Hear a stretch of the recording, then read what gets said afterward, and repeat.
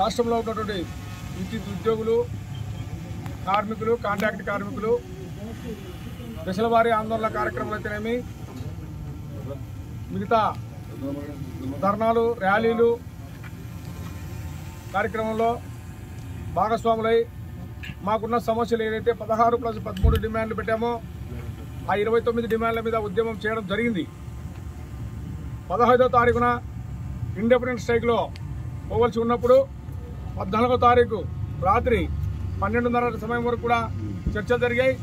ఆ సందర్భంలో గౌరవ ప్రధానమంత్రి గారు మన రాష్ట్రానికి వస్తున్నారనేటువంటి విషయాన్ని ఎనర్జీ సెక్రటరీ గారు 2 రోజులు పోస్ట్పోన్మెంట్ అడిగితే పోస్ట్పోన్మెంట్ అయినటువంటి విషయం కూడా తమకు తెలుసు. అయితే ఈరోజు మధ్యాహ్నం 3 గంటల నుండి సుమారుగా ఇప్పుడు 3 అయింది. 12 గంటలు సుదీర్ఘంగా చర్చలు జరిగినవి. అయితే ఏదైతే మేము డిమాండ్లు పెట్టామో ఆ డిమాండ్లలో కొన్ని మాత్రం పరిష్కారం అయ్యాయి, కొన్ని పరిష్కారం కాలేదు. ఆశించినంత ఫలితాలైతే రాలేదు. కాంట్రాక్ట్ కార్మికుల ఇష్యూ మీద మేము చాలా ఆశలు పెట్టుకున్నాం. కాంట్రాక్ట్ కార్మికులు కూడా ఉద్యమం చాలా తీవ్ర రూపంగా చేశారు. కాంట్రాక్ట్ కార్మికులకు న్యాయం జరుగుతుందనేటువంటి ఆశ మాలో కూడా ఉండింది. అదే మాదిరిగా కాంట్రాక్ట్ కార్మికులు కూడా ఆశించారు. ఏదైతే విలీన ప్రక్రియ కానీ, డైరెక్ట్ రిక్రూట్మెంట్ పని కానీ, సమాన పని సమాన వేతనం కానీ, ఈ 3 డిమాండ్లు ప్రధానంగా తీసుకొని ముందుకు వెళ్లడం జరిగింది. కానీ జరుగుతున్నటువంటి పరిస్థితులు, పరిణామాలు అన్ని కూడా గవర్నమెంట్ అప్కాస్ అనేటువంటిది ఒకటి తీసుకొచ్చింది. దాని మీద గ్రూప్ ఆఫ్ మినిస్టర్స్ నియమించడం జరిగింది.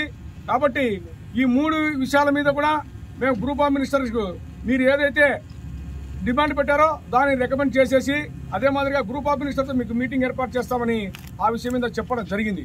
కానీ మేమైతే గవర్నమెంట్కు మాకు సంబంధం లేదు.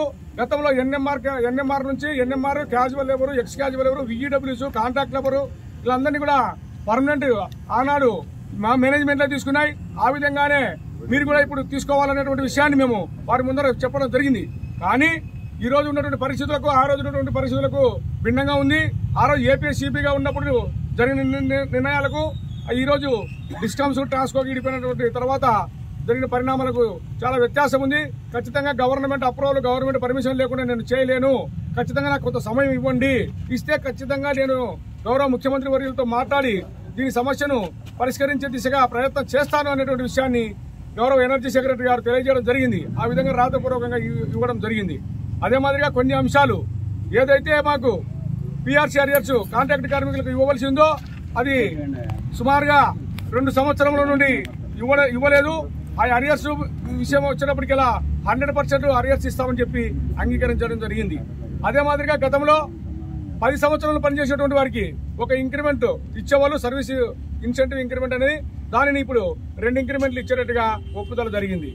అదే మాదిరిగా ఏదైతే మెడికల్ డిజబిలిటీ ఏదైనా డిపార్ట్మెంటల్ యాక్సిడెంట్ జరిగి హాస్పిటల్ కానీ రెస్ట్ కానీ తీసుకుంటే 3 నెలల వరకు అంటే 90 రోజుల వరకు మెడికల్ డిజబిలిటీ ఇస్తామని కాంట్రాక్ట్ కార్మికులకు అంగీకరించడం జరిగింది. అదే మాదిరిగా ఏదైనా హెల్త్ ఇన్సూరెన్స్ కావాలా, పాలసీ కావాలని అడిగినప్పుడు దానికో సూత్రప్రాయంగా అంగీకరించి జేఏసీతో చర్చించి ఏ విధంగా తీసుకోవాలనేటువంటి రెగ్యులర్ ఉద్యోగులకు ఏదైతే ఇన్సూరెన్స్లు ఇస్తున్నామో దాని దగ్గరగా ఉండేటట్లుగా ప్రయత్నం చేస్తాము. మీతో మాట్లాడి చర్చించి నిర్ణయం తీసుకుంటాం అనేటువంటి విషయాన్ని కూడా తెలియజెప్పడం జరిగింది. అదే మాదిరిగా జరగబోయే రిక్రూట్మెంట్ లో జేఎల్ఎంలకు ఇంతకుముందు ఐటీఐ ప్లస్ 10th 2 తీసుకునేవారు. అట్లా లేకోకుండా ఐటీఐ మార్కులు మాత్రమే ఇవ్వాలని అడిగితే దానికి కూడా అంగీకరించింది. ఇలా కొన్ని అంశముల మీద అంగీకరించారు. కొన్ని అంశముల మీద మాత్రం ఓన్లీ డైరెక్ట్ పేమెంట్, విలీన ప్రక్రియ అనేది ఆగిపోయింది. సమాన పని సమాన వేతనం విషయం మీద ఇంతవరకు పట్టుబడితే దాన్ని రేపు 1/4/2026లో ఖచ్చితంగా దాన్ని పరిశీలిస్తాము, రికమెండ్ చేస్తూ లెటర్ కూడా ఇస్తామని చెప్పి ఇప్పుడు మినిట్స్ లో కూడా రాయడం జరిగింది. అదే మాదిరిగా రిటైర్మెంట్ సందర్భాలు 60 ఏళ్ళు అయిపోయిన తర్వాత వాళ్ళు ఇంటికి వెళ్ళేటప్పుడు వారికి ఎలాంటి బెనిఫిట్ ఇవ్వడం లేదన్నటువంటి విషయాన్ని చెప్తే సానుభూతితో పరిష్కరిస్తామని వారు చెప్పడం జరిగింది. లేదు ఆశా వర్కర్లకు హెల్త్ డిపార్ట్మెంట్ లో ఇస్తున్నారు, ఆ విధంగా మాకు కూడా ఇవ్వాలని చెప్తే ఖచ్చితంగా ఇస్తామని చెప్పి కమిట్మెంట్ అయినారు. మొరాలిస్ మీతో మాట్లాడి ఫిక్స్ చేస్తామనేటువంటి విషయాన్ని కాంట్రాక్ట్ కార్మికుల అంశాలుగా మా ముందర వాళ్ళు ఒప్పుకున్నారు. అదే మాదిరిగా రెగ్యులర్ ఉద్యోగులకు సంబంధించి కారుణ్య నియామకాలు ఏదైతే 2021 నుంచి ఇస్తా ఉన్నారో